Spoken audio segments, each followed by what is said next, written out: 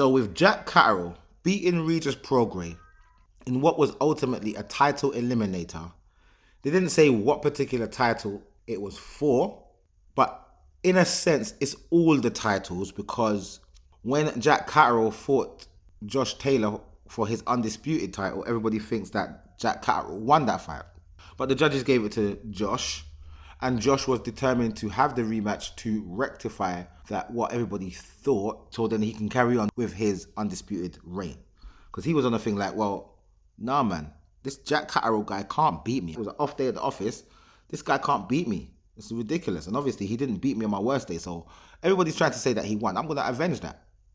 I'm going to go back in there. Even though I'm not avenging a loss, I'm avenging the fact that everybody's trying to say that I lost. So I'm going in there and I'm going to beat this guy up. But he got injured, which prolonged the fight, which then enabled for the governing bodies to strip him of the titles, IBF, WBC, and the WBA. They stripped him, but he kept the WBO. So when he then comes back and they're trying to make this fight with Jack Catterall, he has a title defense against Teofimo Lopez, thinking, I'm just going to beat this quick title defense up, retain my belt, and then I'm going to defend it against Jack in this rematch, which didn't pan out that way.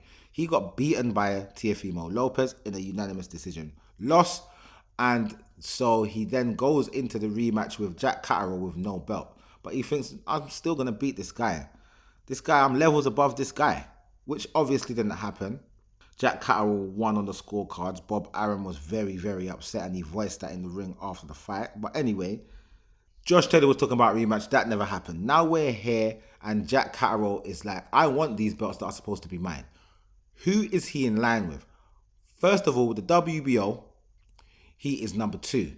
And with the IBF, he's also number 2 because number 2 has no rating, but Jack Catterall is number 3. So Richardson Hitchens is number 1, and he's going to fight Liam Parrow for the title very soon. Jack Catterall is number 2 because number 2 is not rated, and he's in the number 3 position.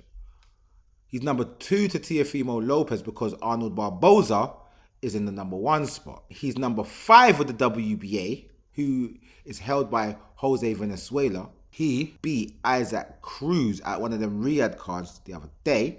And then Alberto Puello has that WBC title because Devin Haney, who won it off of Regis Prograis, got beaten up by Ryan Garcia. But Ryan Garcia weighed over the limit, so he couldn't win the belt anyway. But with the whole thing of it going to a fact that Ryan also took performance-enhancing drugs, and Devin Haney claiming that he was battered and he wants to sue and all of that, he was labelled a champion in recess, and Alberto Puello fought Gary Antoine Russell for the interim title. Alberto Puello wins that in a split decision victory over 12 rounds, and then is elevated to full champion when Devin Haney is labelled a champion in recess. So that is the breakdown of the belts that are available. There are 4 different champions at this weight class. Now, this is where the promotional situation comes into play. Jack Catterall is with Eddie Hearn and Matchroom. Now, Eddie Hearn and Matchroom just happen to have Liam Parrow and Richardson Hitchens in their stable. Teofimo Lopez is with Top Rank. Jose Venezuela and Alberto Puello, I believe, don't quote me, correct me if you can, I believe both Alberto Puello and Jose Venezuela are with the PBC. So those two, Alberto Puello and Jose Venezuela, they are the least likely of opponents that Jack can have, because Eddie's negotiating with the PBC is null and void, because the PBC do not like to have any one of their fighters fight outside of their PBC promotions if they are of any stature. So if they're a champion per se, or a good contender, top contender, they will not allow their fighter to fight on a different platform. So unless Jack Catterall is allowed by Eddie to go over to the BBC to have that fight with any one of those two guys, that's not going to happen, because none of those guys are going to go over to Matchroom.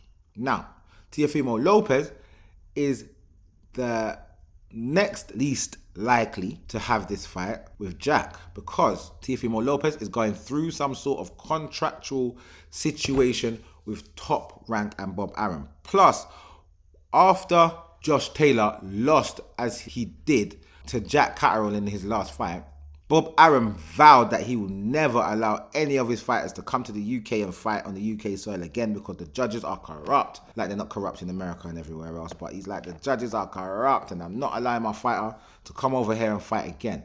So that is another stumbling block. So unless Jack Catterall goes over to Top Rank, or if Matchroom USA can work out a deal where that fight is had in the USA but under the Matchroom banner, that fight is not happening either.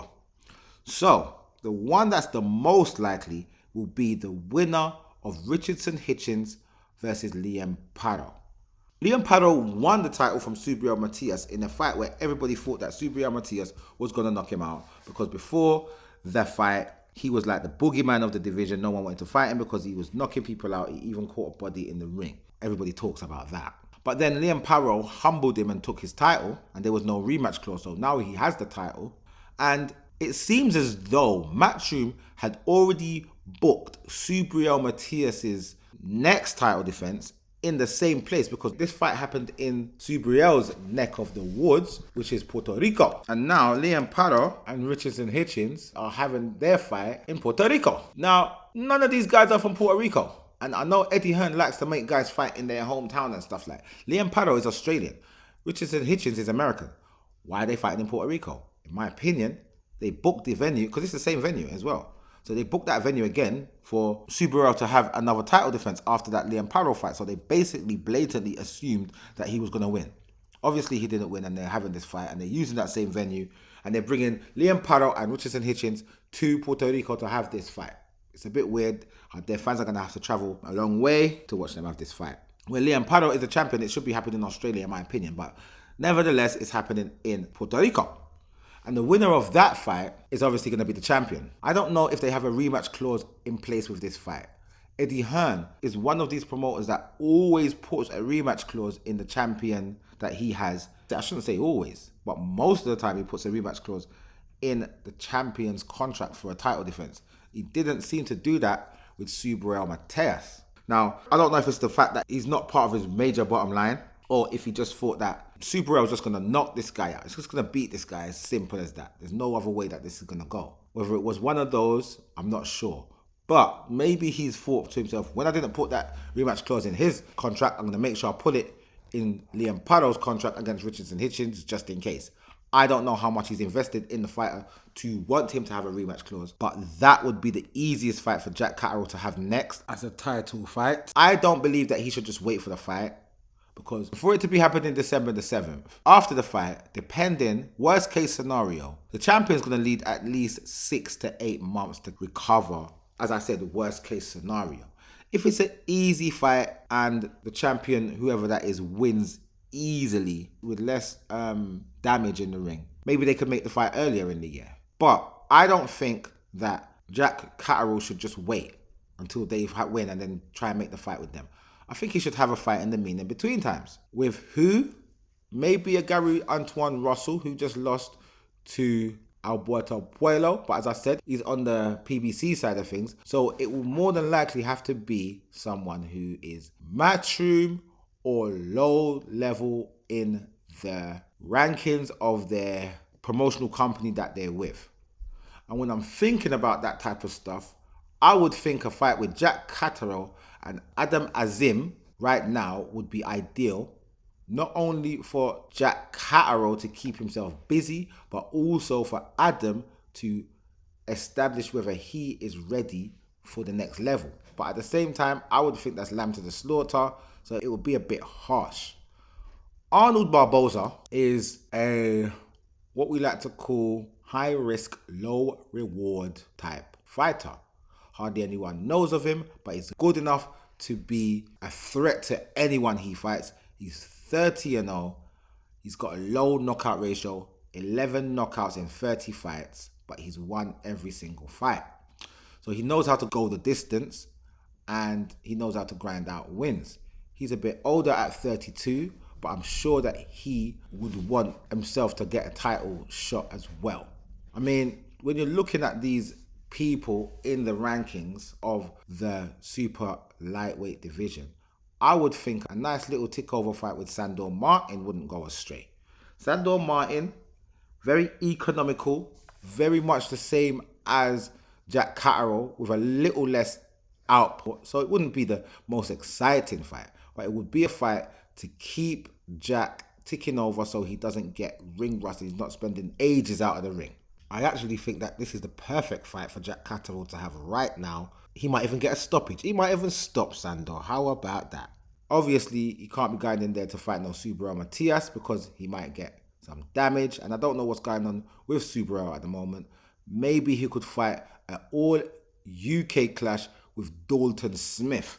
And Dalton Smith is also on the matchroom side of things. So that could be an easy fight to make. I believe that's what he should do in the interim or in the interval while he's waiting for these champions to sort themselves out. But I believe that the next fight that he has, if it's a title fight, will be against the winner of Liam Parrow versus Richardson Hitchens. That's my opinion. That's my assessment. That's how I see it going forward.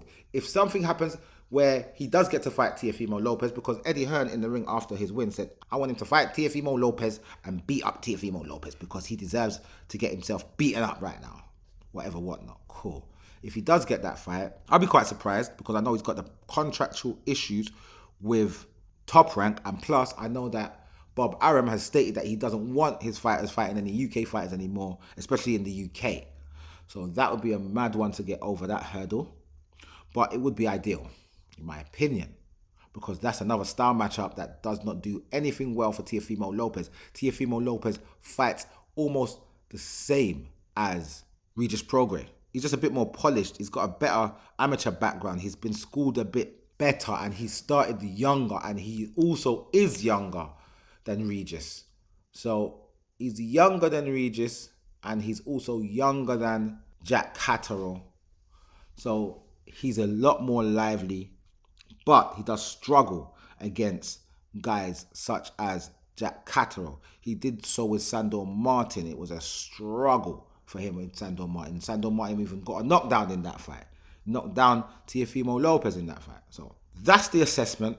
I think he's going to fight the winner of Liam Parrow versus Richardson Hitchens. I would love to see him fight Teofimo Lopez, but that would have to be a title unification. I would assume that the only way that Teofimo will do that is if it's for a unification, if he doesn't lose the belt before then. And then after that, he can go and look about Jose Valenzuela and Alberto Puello if he still has it, or if Devin Haney doesn't come back and reclaim his title. Because I believe that he'll have to fight whoever the champion is of the WBC to reclaim his title when he comes back. So that's another story in itself. But for now, that's my assessment.